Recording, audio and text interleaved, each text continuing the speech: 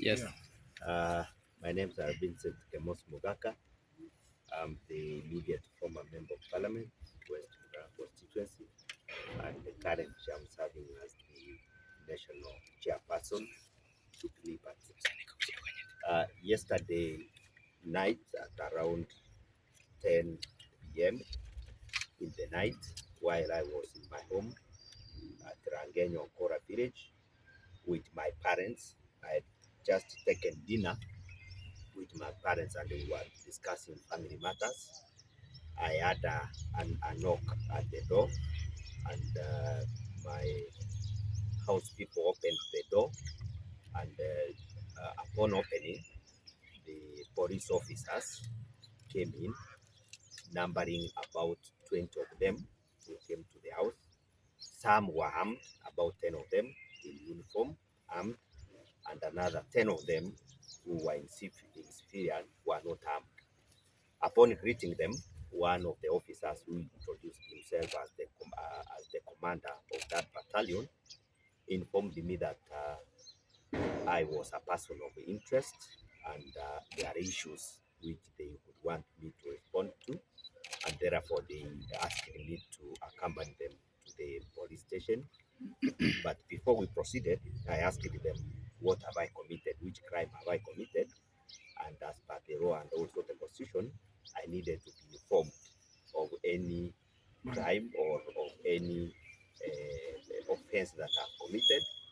And then he told me that I will be informed once we proceed. And he also cautioned me, if I be cooperative, we will drive to the police station.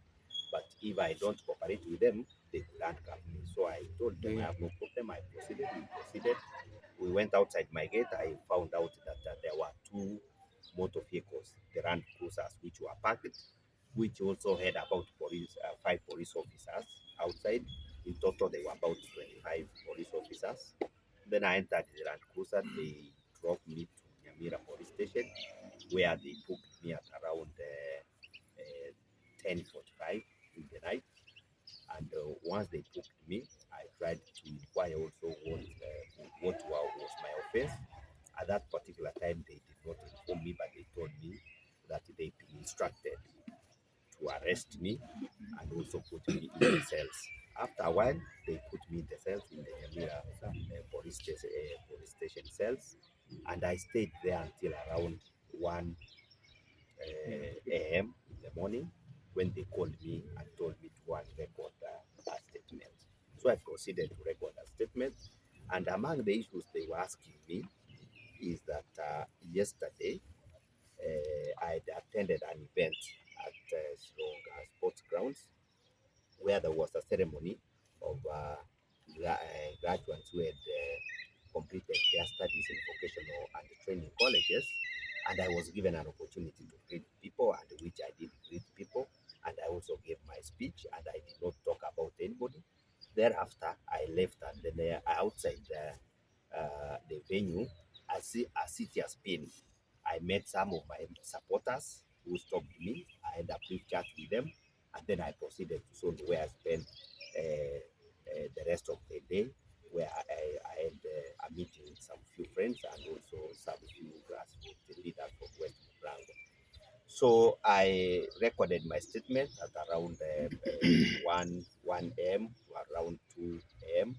Then thereafter, they told me that they will consider releasing me on condition that I will adhere to the instructions which they want to give later. Then I told them I have no problem. They released me, and this morning at around 3 a.m.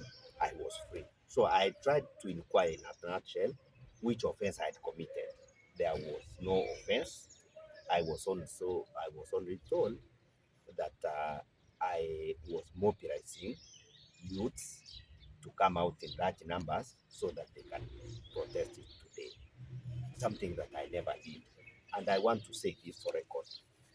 Kenyans are already tired with the Kenya Kwanza administration led by William Ruto.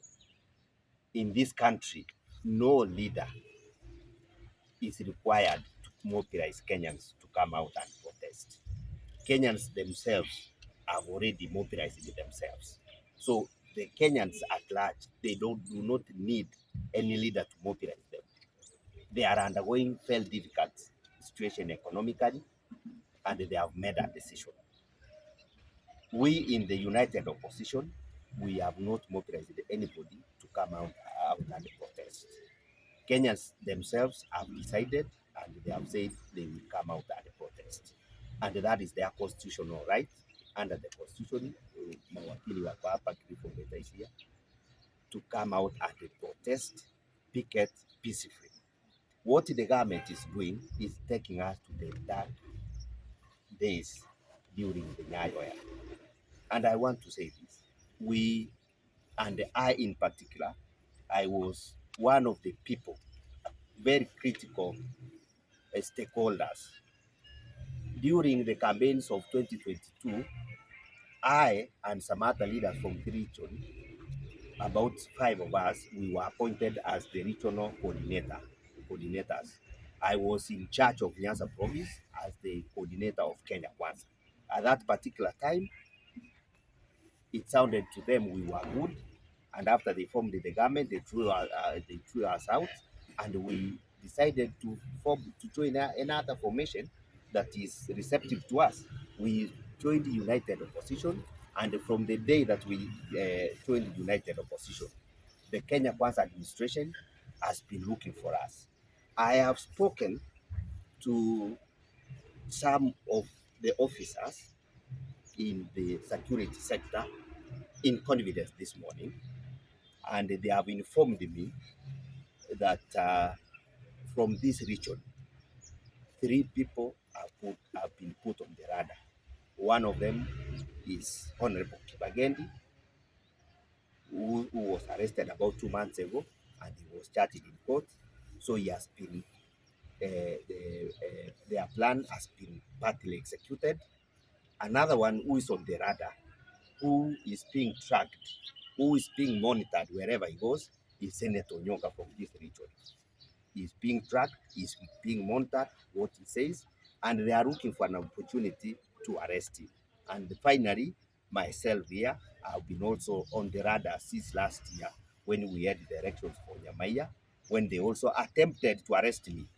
But because I had a lot of supporters, numbering to about 500 of them, they did not manage to execute their plan. Since then, they have been looking for me to arrest me, intimidate me for no good reason. And the reason that I'm being targeted is one and simple. Because one, I'm a member, active member of the United Opposition as the chairman of Jubilee part of Kenya. And then another reason is because I'm a supporter of His Excellency Fred Okengo Matiang'i. That is the reason where they are targeting us. And I want to say this to the Kenya Kwanza administration. We assisted you, William Ruto, to form this government. When you needed us most, you looked for us. When you needed us most, you called to your residence and they gave us instructions to oppose an attempt of Asimio penetrating in Kisii region. You gave us instructions to make sure that nobody, or at that particular time, you perceived His Excellency Fred Matiang'i to be fighting you politically. You gave us instructions, and when you were in need, we assisted you. Now that you have formed the government, you threw us out of that government. You've come back to intimidate us. And we are saying, from now henceforth, I've made one cardinal decision that no amount of intimidation, no amount of harassment, no amount of persuasion that will ever make me to back down. I'm not going to back down. My resolve is to make sure that William Ruto is a one-term president the way we put him in leadership. Yes. The people who put William Ruto in leadership are here. Cliff Ombeta is here. And many more, they are here. His Excellency Gachagua, Honorable Ndindi Nyoro, among others who can be able to mention. We have made a resolve. If it means we have to die so that this Kenyan can be reparated, some of us, we are ready to die as martyrs. As long as this country is freed from oppression, from bad leadership, from arrogance, from theft, so that our children in the future can have a future. I have therefore resolved that from now henceforth, if you've been thinking that I've been opposing your government, be prepared because I'm going to oppose this government 3 times. So mimi nataka kumalizia hapo nikisema sisi tumeamua kwa kauli moja upande huu wa Kisii na Gusii in general. Tumeamua kwa ikifika mwaka ujao, hata sisi kutoka hapa nyumbani tuko na kiongozi wetu ambaye anaitwa Fred Okengo Matiang'i. Sisi tumeamua tutashirikiana na yeye, tutafanya ile bidii ambayo inatakikana ili kuonyesha kuwa yeye amekuwa rais wa taifa hili, na hakuna mtu yeyote atatusurutisha. Hakuna uoga, sisi tumepitia uoga na tumeamua tutaenda mbele. Na kwa kumalizia ile